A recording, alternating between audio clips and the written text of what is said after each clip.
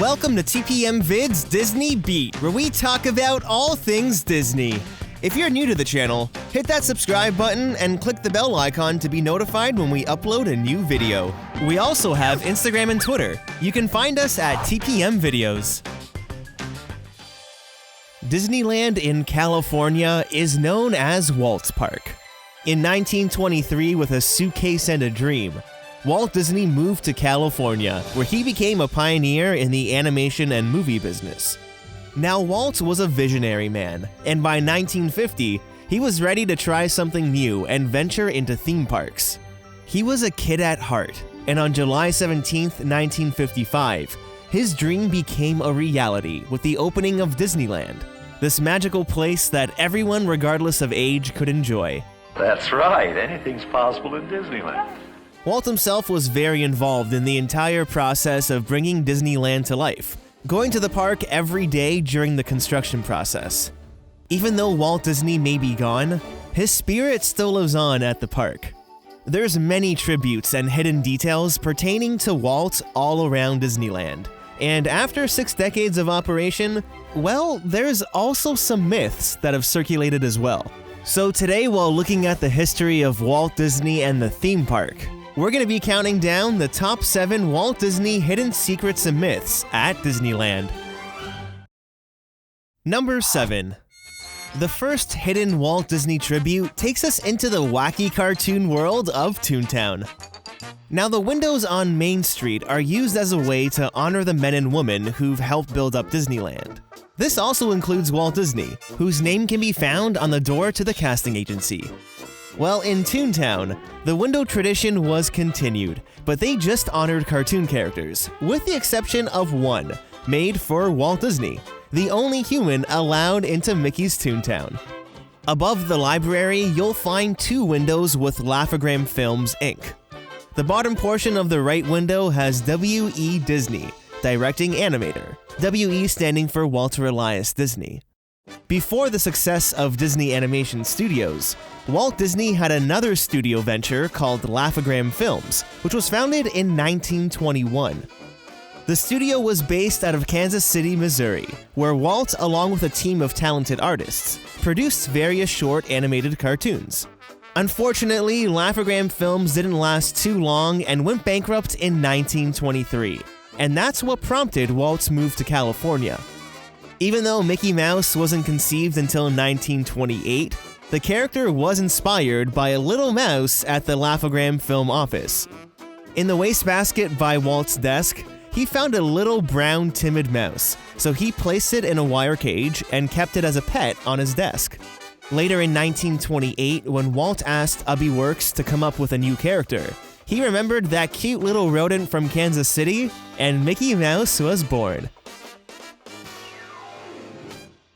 Number 6. Walt Disney's speech on opening day at Disneyland is pretty iconic. To all who come to this happy place, welcome. Disneyland is your land.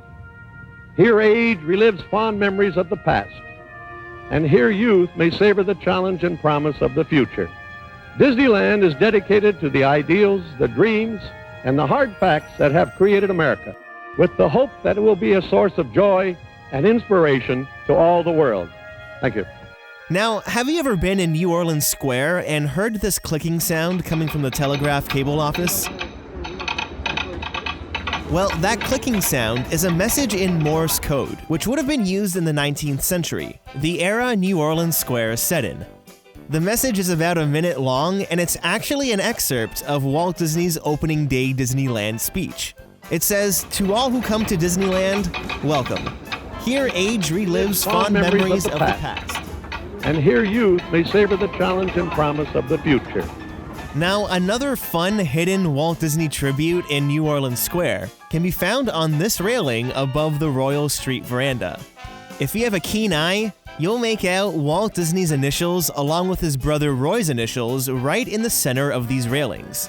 These have been here since New Orleans Square opened in 1966, and they act as another reminder of the men responsible for dreaming up Disneyland.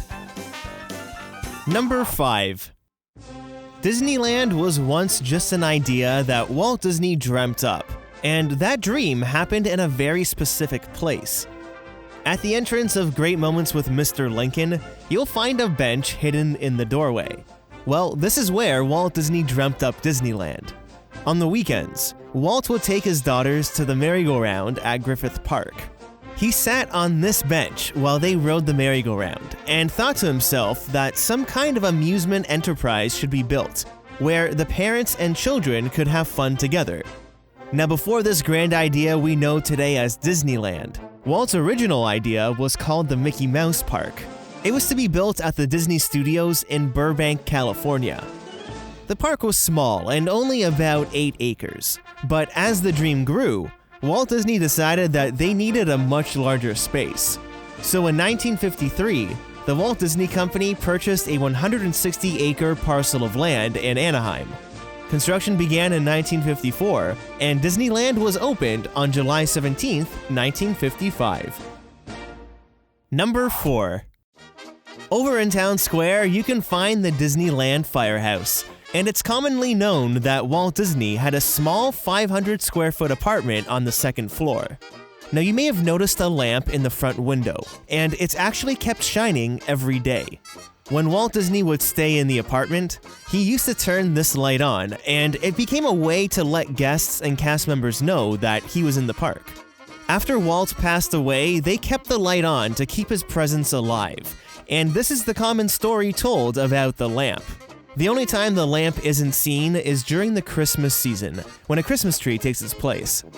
Well, the myth surrounding this lamp goes a little something like this. Shortly after Walt passed, a custodial cast member was cleaning the apartment.